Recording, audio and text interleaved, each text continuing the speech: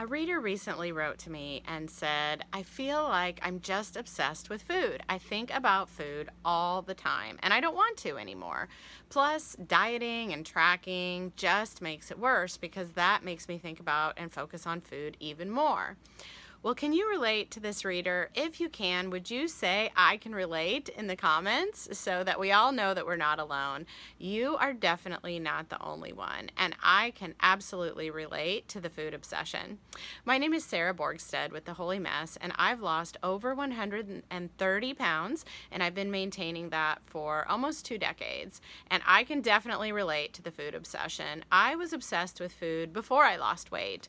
I was a binge eater, a compulsive eater. I would constantly think about food. I would think about when I could go drive through and get fast food, when I could eat ice cream, when I could binge on chips and cookies and crackers, and could I figure out how to get away with it, and how could I work it into our family's budget, and could I afford it, and what was I going to do about my weight? And I was obsessed about the fact that I was so overweight, and yet I couldn't seem to stop eating.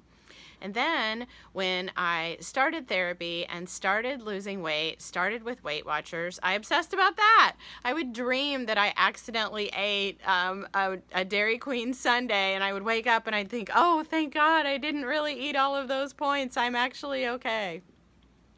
Well, there is a way to slow down and even stop your food obsession, but the answer might surprise you. First of all, I want you to know that if you're feeling some food obsession, that's not abnormal.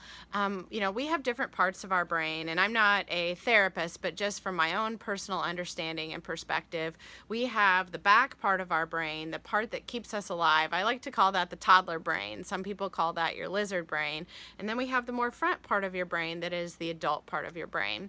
Well, the toddler part of your brain really just thinks about 3 main things, and that's eating, sleeping, and eating, sex, and keeping you safe. So the fact that eating is one of the big 3 means that it's really quite normal to think about food. It's important. It's what keeps us alive.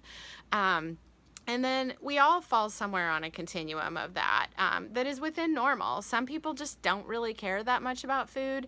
And some of us, which I'm guessing if you're watching this video, we think about food a lot, but that's all within the realm of normal. If you think about food more often, it just means that your toddler brain, that drive is stronger. It's also stronger if you've given in to cravings over the years. And the way our food culture is right now, food is designed to be highly pleasurable, almost like a drug. And some of us are more sensitive to that. So if all of those things have led to you being obsessed with food, please know that it's really a normal aspect of being part of this culture and your brain just trying to take care of you the best that it can. It doesn't mean that there's anything wrong with you, and it's okay. So the answer to overcoming food obsession is actually quite surprising. Many people think that they want to be normal around food, which, by the way, normal in our culture right now is obese. It's overweight and obese. So you really don't want to be normal. And even people who are thin, many of them are skinny fat and they're not healthy. So I don't think our goal should be normal. I don't think you want to be normal when it comes to food and your weight in today's culture. But the answer to food obsession might surprise you, and it's actually to have more boundaries and more guidelines, not less. A lot of times people think, I just want to be normal around food, I just want to eat mindfully, I just want to be able to eat whatever I want, whenever I want, and not have to worry about food anymore. Well, that might be eventually where you get to, but it's not where you're going to start. And surprisingly, the way to slow down food obsession is to have more and tighter boundaries, not less, because that gives you the guidelines. Boundaries actually give us freedom, and guidelines keep us safe, because even though that tells you within those guidelines what you need to do or what not to do, it gives you a whole realm of I'm okay when I'm in these boundaries. So let me give you an example. Let's say you are a person who is very sensitive to sugar. Again, there is a realm of normal, and some people are just highly sensitive to sugar. It actually acts somewhat like a drug in their brain, their dopamine response. So let's say you're a person that you just know you're very sensitive to sugar. The more sugar you eat, the more you want to eat. When you eat sugar, you cannot seem to stop. If you set a guideline for yourself that is very strict around sugar, then you will actually think about sugar less. So let's say you decide that once a week on Saturday nights between 5 and 8 o'clock, I'm going to have one serving of sugar, that a sugary treat that is no more than 300 calories. That's your boundary. Then it's very clear the rest of the time that you have chosen not to have sugar during any of those times. And if you do, you're breaking your boundaries. You're giving in to your toddler brain, having a temper tantrum, instead of using the adult logical part of your brain. And there's no question.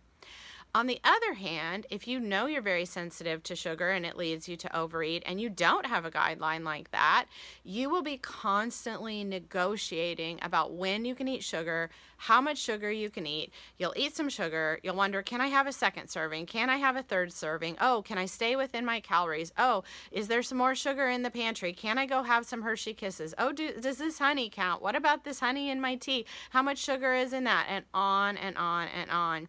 And that's your toddler brain trying to negotiate with your adult brain and get you to, guess what? Binge on sugar. But if you keep it at a very tight boundary, then there's really no negotiation. When you're tempted to eat sugar, it's like, nope, that's just my toddler brain throwing a temper tantrum. And the adult me, the front part of my brain, has made a decision that I'm not going to give in to sugar. So, if you have issues with food obsession, I would actually encourage you to have tighter boundaries, not looser ones, at least for a time. There might be a time later in life where you can change that, but for right now, this is what you need, and it will slow down and even stop the food obsession. Now, in answering to the comment that tracking food actually makes you more obsessed, that is not true.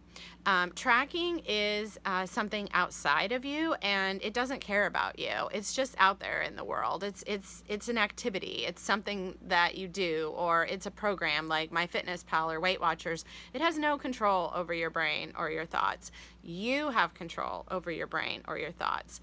If you choose to obsess over a tracking program, that's because of your thoughts. That's because you are choosing to obsess. But it's not the problem with the program or the tracking. It has to do with you. I track every single day. I have for many, many years. And in fact, I pre-track, but it's no big deal. It maybe takes me about 10 or 15 minutes the night before. I actually enjoy it. I love food, so I like thinking about what I'm going to eat the next day. It's like planning a vacation. I get to plan what I'm going to eat tomorrow. Like, ooh, what do I get to eat tomorrow? I enjoy it, I plan it, and then the next day I follow my plan. I very rarely deviate from my plan, and that feels really good. I don't obsess about it. It doesn't make me obsessed about food. In fact, it takes the obsession away. So if you feel like you are obsessed with food, tell me in the comments about how you're going to perhaps have some stricter boundaries moving forward, how you can maybe be okay with not being normal, and maybe a different way of looking at tracking or following a specific food plan and realizing that it's not causing your food obsession, it's your thoughts. I'm Sarah with The Holy Mess. Thanks for watching. Bye-bye.